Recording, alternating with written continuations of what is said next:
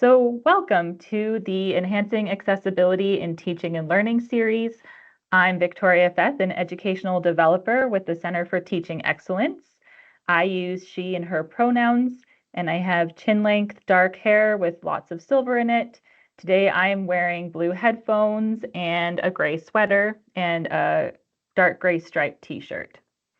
My collaborator in this series is Christine Zaza, an online learning consultant with the Center for Extended Learning. And Zina Bartolotta, yes, thanks for waving, Christine. Zina Bartolotta is also here with us. She is an academic accommodations manager with AccessAbility Services, and she'll be available during our Q&A to answer questions that intersect with academic accommodations, as I'm sure they will, especially today. So thanks for waving and coming on camera, Zina. So through this series, we hope to reach people across campus who are positioned to enhance accessibility in teaching and learning by highlighting how staff and instructors are already supporting accessibility through their work. Today, we welcome Rob Gorbet, Associate Professor in the Department of Knowledge Integration here at the University of Waterloo. Rob is presenting on the topic of accessibility in group work. And personally, I'm really excited for Rob to share about his inclusive group work strategies, as well as his experiences with managing accommodations in group work.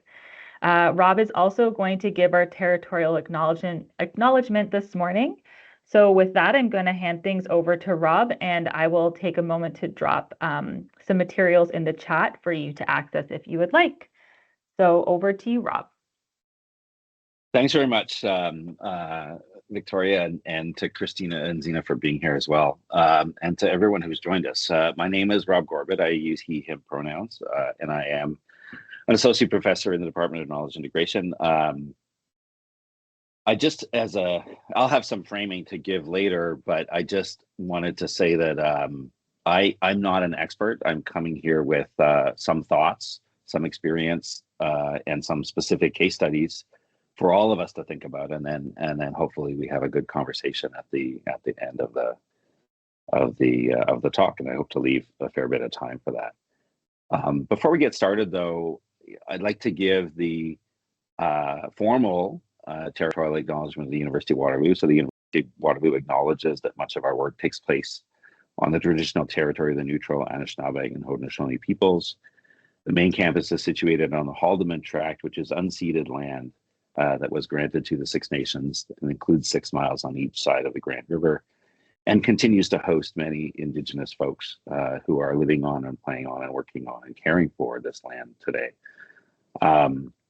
University of Waterloo's active work toward reconciliation takes place across the campuses through research, learning, teaching, and community building, and is coordinated within the Office of Indigenous Relations. When we talk about territorial acknowledgements and we talk about connection to Indigenous knowledge and continuing or being on the learning path that many of us are on, I think about how is my work connected to Indigenous ways of knowing. And in this particular case today, we're talking about group work. And so I wanted to share maybe what it for me is sort of a nascent observation and an interest going forward and an opportunity to learn and connect more. In January, I was giving a talk at the Combining Two Cultures Conference, which is a student undergraduate interdisciplinary conference that brought in about 200 students from different campuses to Waterloo. And I was giving a talk about what makes group work effective. And in closing, I put together a slide of what I thought were the most important values and sort of ways of being in a group that could ensure effectiveness. And I listed them out, and they were communication, trust, empathy, humility, valuing diversity, comfort with ambiguity, and vulnerability. And I noticed that there were 7, and I didn't do that intentionally. And having done a little bit of reading about Indigenous knowledge, and in particular, in this case, the 7 grandfather teachings, I looked them up again, and they match pretty well, which I think is really cool. And so one of the things that I'm very interested in now is looking at, are there ways to integrate these 2 frameworks together? I mean, mine is not a framework, it's just a list, but are there ways that we could be using the 7 grandfather teachings to better teach how to engage effectively in groups? So I'll leave that with folks to ponder, and if anybody is interested, then I'd love to have more conversations about that. Especially if you come from an Indigenous background or have more knowledge than I, which is likely for many of you. Okay, so having said that, and acknowledging that connection and that we all have a work to do to continue along the TRC and in our growing our Indigenous knowledge. I wanted to just start by giving an outline of what today is going to look like. So I will have some brief context to tell you where my experience comes from. And then, as I said earlier, I'd like to frame the presentation and maybe the conversation a little bit.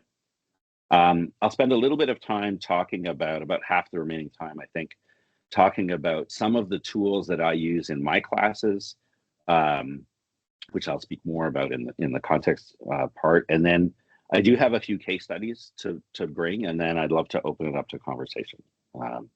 And so to just start with the context, the primary context in which I teach group work is what in knowledge integration is called the museum course. It's an 8-month core course, so all the knowledge integration students take it. It's a fall-winter course, and it's a project course where students work in groups of 4 to 6 to start from nothing, from scratch, from no idea, and to physically design and then physically build a 225 square foot museum exhibit that we open to the public, and that some of you may have seen last week over at the St. Jerome's Gymnasium. So we open that to the public every year in March.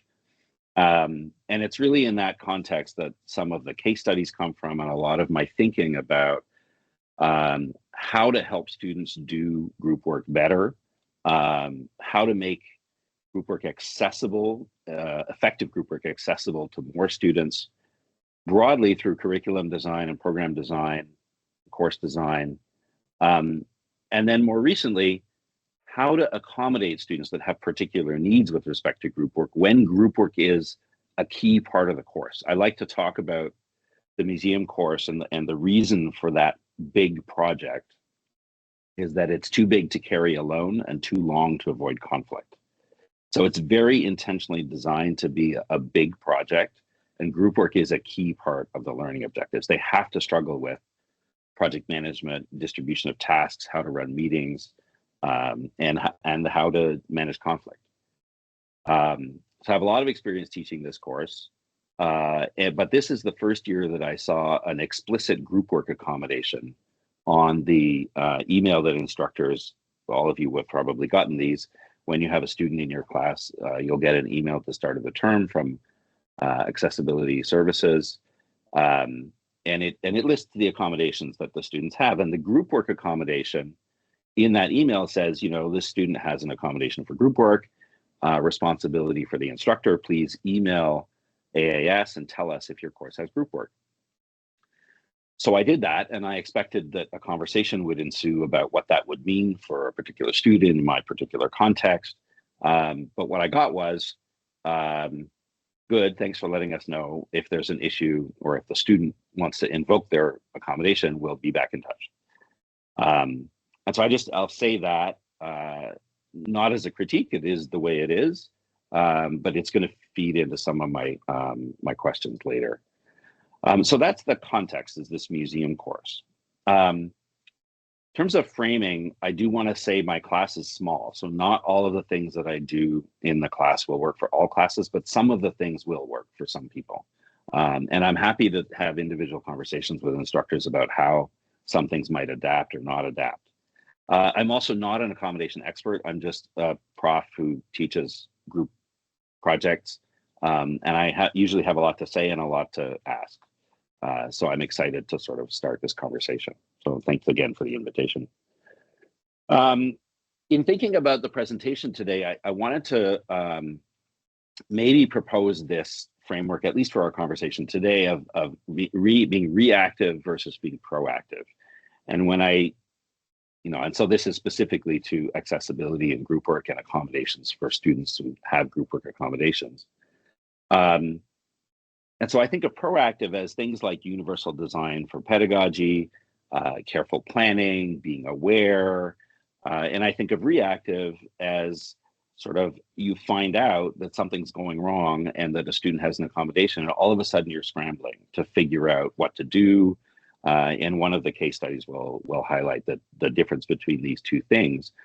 Some of the tools that I'm going to talk about next, I think, fit well into the sort of universal design category of flexibility, and are proactive ways that I think instructors can do things in their classroom, in their course design around group work that will proactively help students who do have accommodations or who have special needs around group work, but also all the students in the class. And so I'll talk about a few of those now. And I guess a part of the conversation is how might we move more of the things from the reactive side of the scale to the proactive side of the scale, so that we're thinking about it more, planning for it more prepared when an accommodation or a need for an accommodation does come up.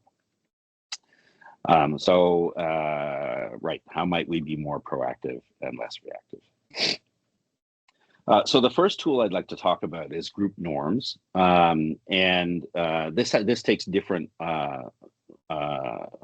There's different terminology in different disciplines and different courses, but many of us who teach group work are now talking about group contracts, group expectations documents, normative agreements, group norms, and these are essentially documents that describe or lay out the results of conversations that groups have, typically at the start of a term, typically at the request of the instructor, to explicitly talk about how they're going to work together.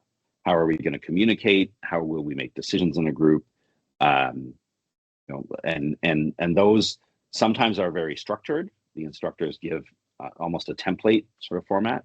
Sometimes they're less structured. But I think that from what I've seen, looking at capstone project courses, my own course, other group courses, and speaking with other instructors, they're not always used all that effectively. One of the things I'd like to highlight about a group norms document is that the conversation is more important than the document. The point of the document is to have an object that can represent a conversation that has happened within the group. So members of the group sitting down and very explicitly and very intentionally spending time on group process and how they will work together. It's good to write those things down because you might want to refer to them later.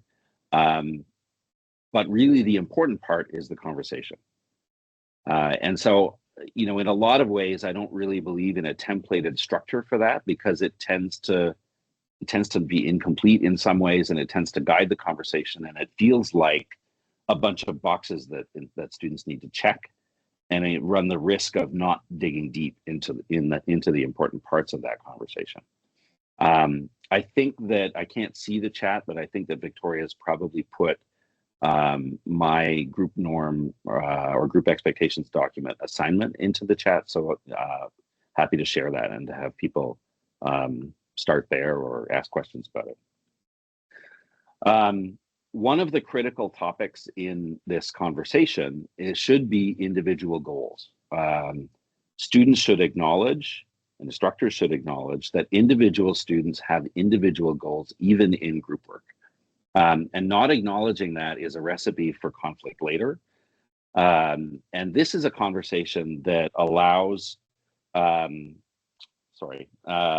this is a conversation that allows individuals to say things like, I really need to get a 95 in this course because I want to go to law school and my average is important.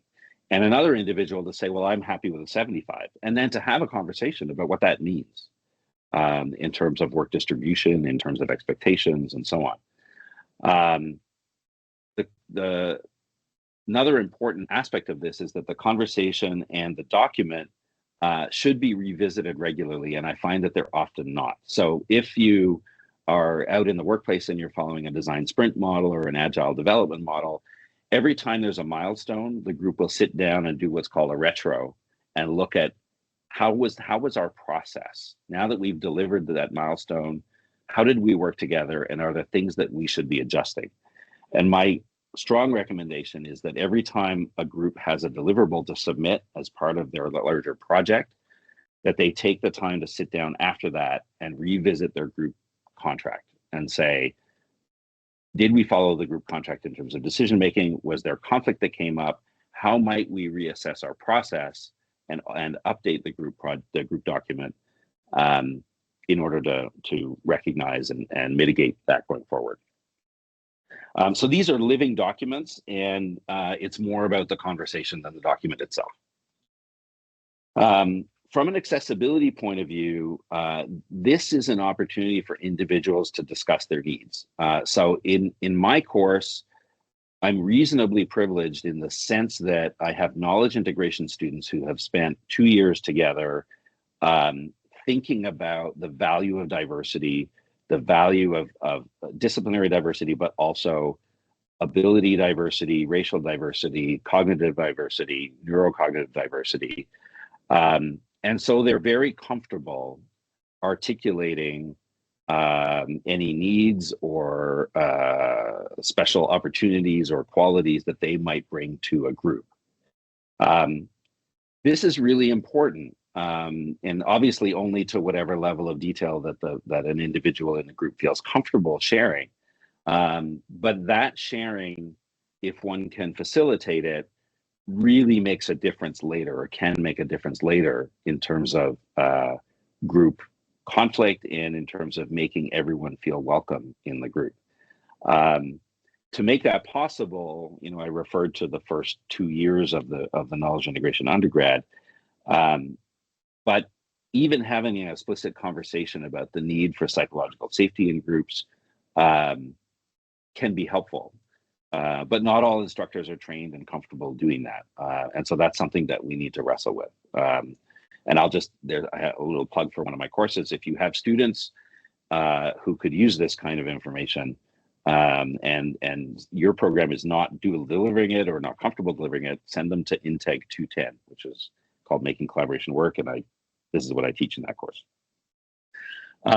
So group norms is one tool that one can use to make group work flow more smoothly, but also to allow for opportunities for group members to raise issues that they may have that the rest of the group should be aware of, or needs that they may have. Another tool is differential grading. So grading is often a big source of friction in a group. Someone contributes less than someone else. One person wants a 95, the other person is happy with a 75. How does one resolve this? So I have a differential grading policy in my syllabus. It's included in the speaker notes on this slide, and I think that the slide deck is probably in the chat. So I've just cut and pasted from my syllabus into the speaker notes. So you're welcome again to read through that and use it if you like, alter it if you like. But essentially, each student has 4 grace days, and they can use those however they like. Oh, sorry, I'm talking about something different. Grace days is the next slide.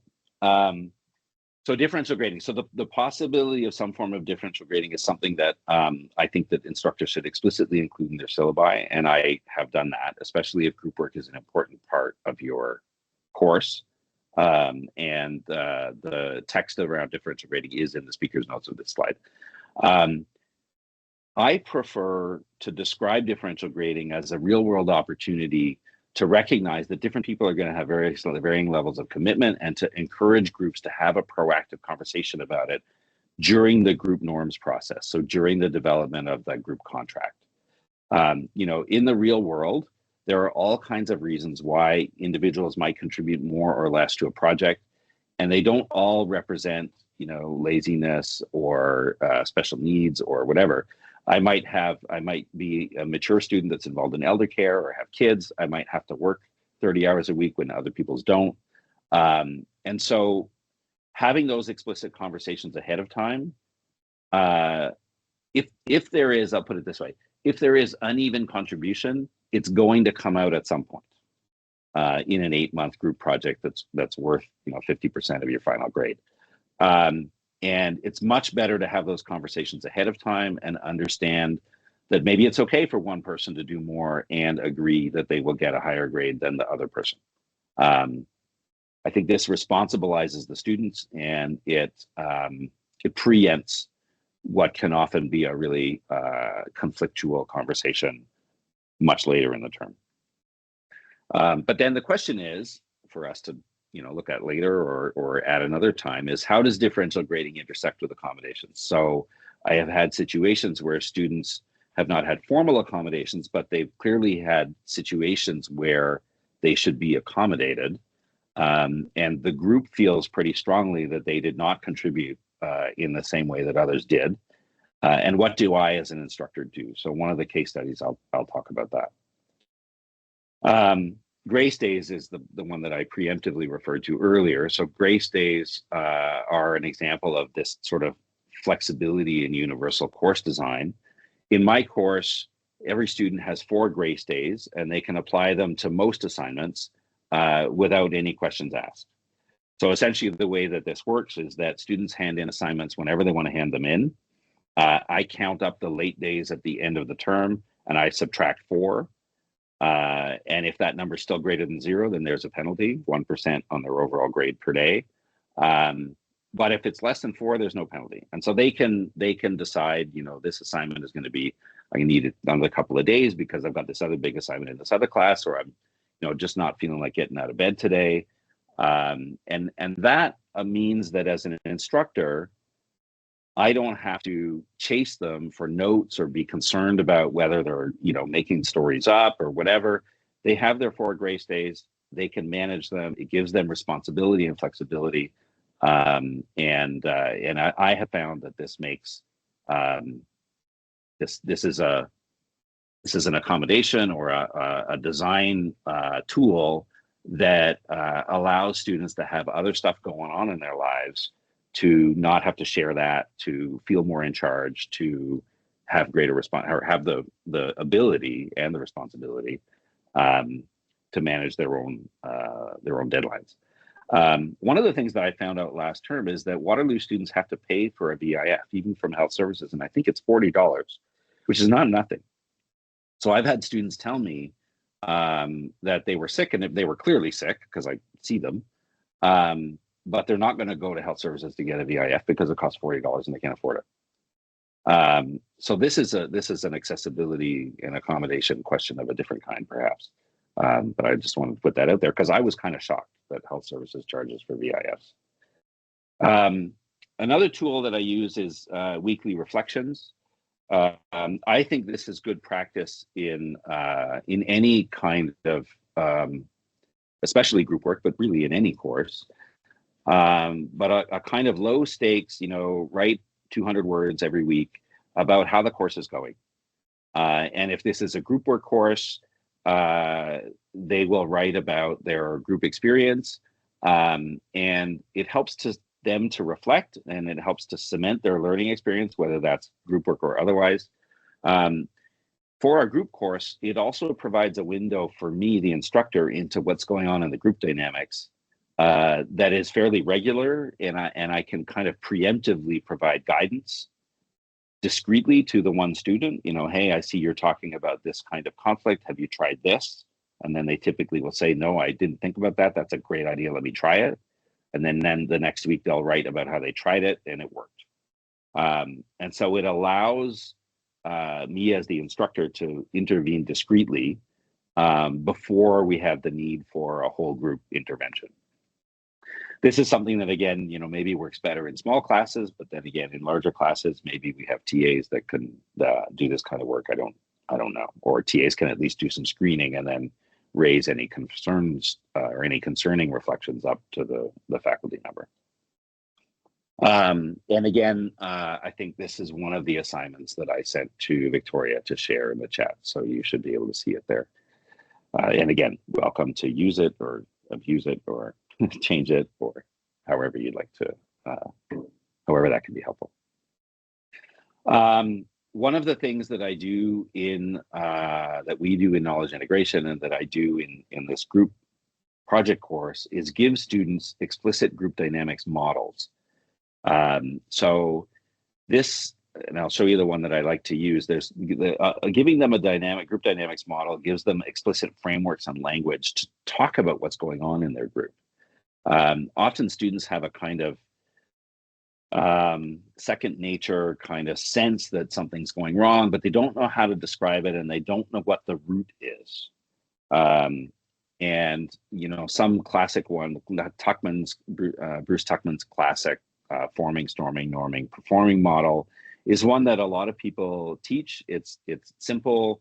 I don't think it's quite complex enough to describe what often happens in an 8-month group project, and it's also a little bit different than the one that I prefer, which is Lencioni's 5 dysfunctions of a team.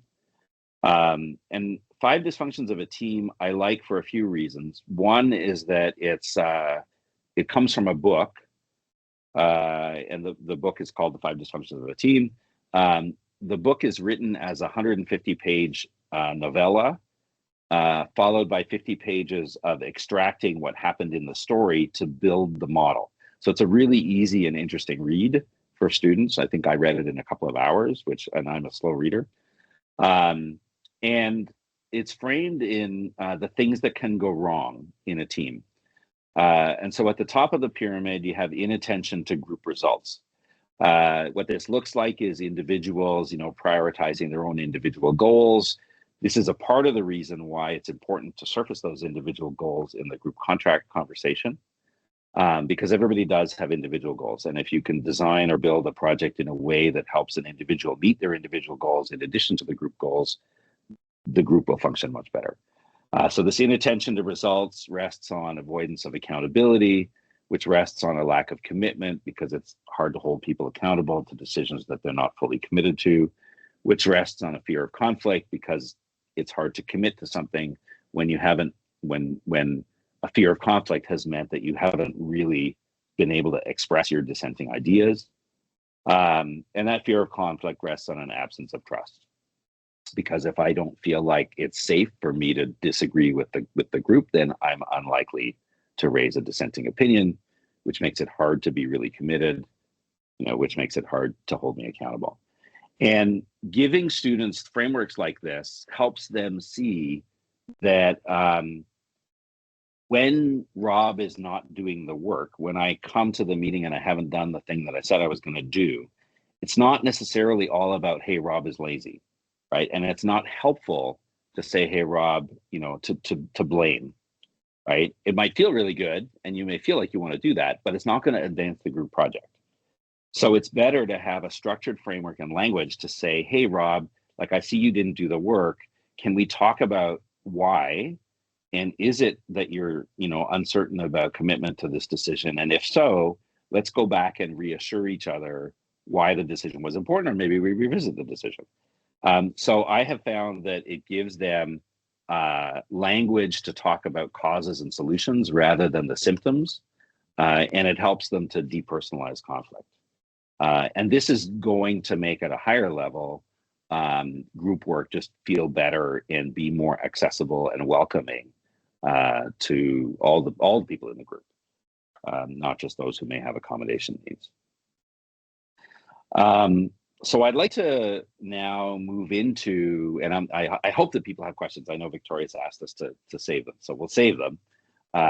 But I'd like to now move into the period where I'm going to talk about a few case study questions. I'll just put all of these up here. One of the big ones is whether group work is essential. And this is going to come up if you have a group work course and you're thinking about accommodating different students' needs, because it's important to understand what could be removed and what needs to be accommodated. For example, is it important that they meet in person or could they meet online? Is it important that it be 4-person groups or could it be 2-person groups, if that's helpful? Could they work remotely through documents rather than having to meet together? So there are all kinds of questions, and instructors really are going to need to wrestle with what is absolutely essential about that group work. Could instructors be more proactive in understanding specific accommodations that may arise for students in their context? Should program directors or associate chairs have access to student accommodations? and differences between accommodations and considerations. And I'll just put here that accommodations on campus, the language is that accommodations are ways in which the course is modified or the requirements are modified for students who have formal accommodation through AAS. And when students don't have formal accommodation through AAS, the term that's used is considerations. And I'll invite Zena to correct me if that's not appropriate or not the right terminology. And I'm sure there are more questions, and I think at this point I should open it up. So I'm sorry, we only have, I think, 5 minutes or something, or maybe we have 15 minutes. I don't know. We have okay, 15. Good. Yeah. Okay, good. Yeah, we're good. I'm used to class schedules. Yeah. Well, thank you so much, Rob. I'm not going to say very much. I'm just going to stop the recording and open things up to questions because that was such a rich presentation, and I'm sure folks have something that they would like to either come off their microphone for or pop in the chat, and we'll make sure that we get to as many as we can in our remaining 15 minutes.